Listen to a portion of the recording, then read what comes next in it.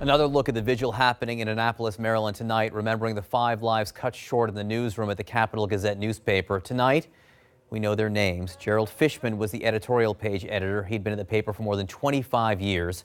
Robert Hiaasen was an assistant editor and Sunday columnist, affectionately known as Big Rob.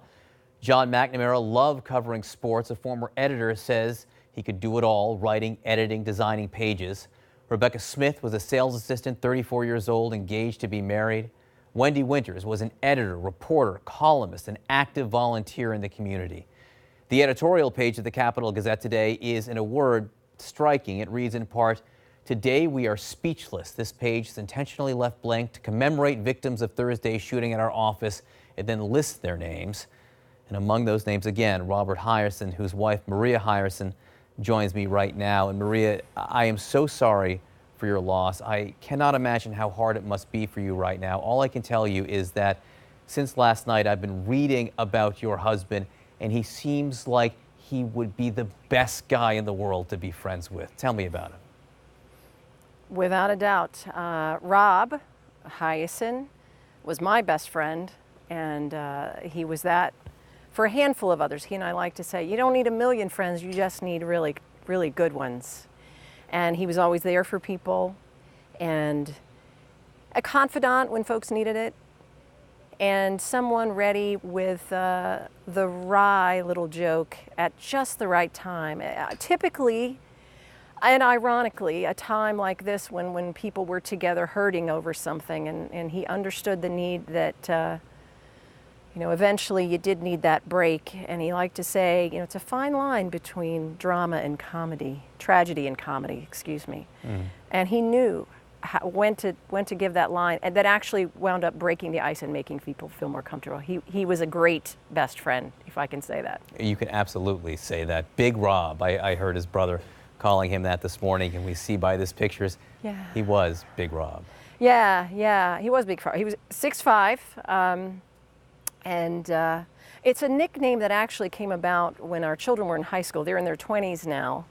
And a good friend named Zoe was over with the crew, and she dubbed him Big Rob, and it stuck. And it worked in his family, too, because his stature was much taller than that famous brother you mentioned, Carl, in that respect.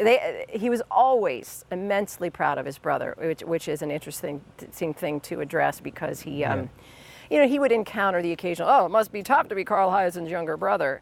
And it wasn't really. Well, he loved his brother and respected him. Well, let me tell you, Carl was proud of Rob because of everything Rob had accomplished. And I think the husband and brother that Rob was, and also the mentor to so many young people who wanted to be part of journalism. Tell me about that.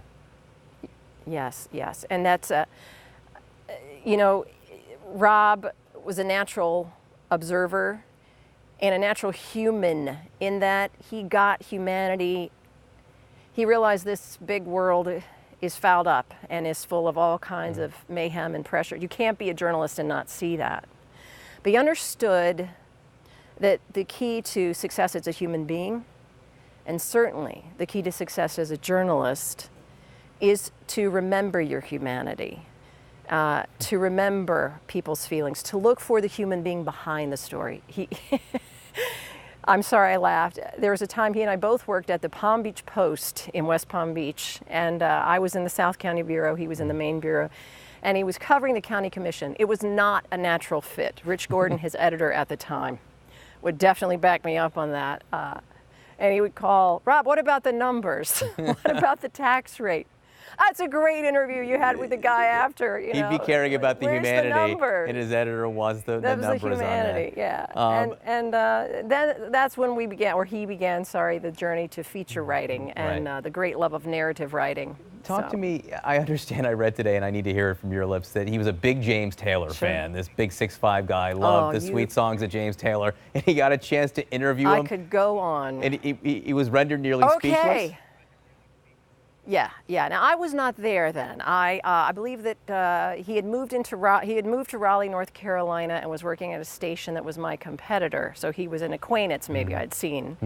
But within a year's time, we were engaged and got married. That was very quick. So I do know the lore of this, the story of how he and a great friend, Bob Phillips, went to cover James Taylor. This was during the time when James Taylor was campaigning for Jim Hunt, running for the Senate seat Jesse Helms held at the time. And Rob loves him. I can't tell you how many times he saw him. I know it was approaching 20. We were there last summer in Philadelphia to see him. Let me interject that. With Bonnie Raitt. It was a fantastic show, and I'm more of a punk rock fan, so this is interesting, this marriage in that respect. But as Bob Phillips tells it, and Rob did as well, yeah, I got up there. I just didn't know what to say. I couldn't. I was speechless. And there was that humility, and again, a human being. I heard guests earlier talking about, some journalists make mistakes. Let me be clear that all journalists do, all human beings do.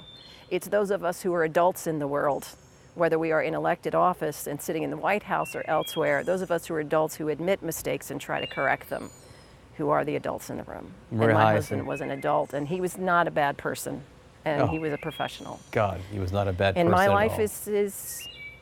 he was not. This is a loss to me, to my children, to my family extended, and to this community. This is huge. It's a loss, I think, for all of us. Maria Hyson, thank you for joining us. Thank you for helping us remember My pleasure. the humanity, as you say your husband Rob would want us all to do. Thank you. Maria Hyson. We'll be right back.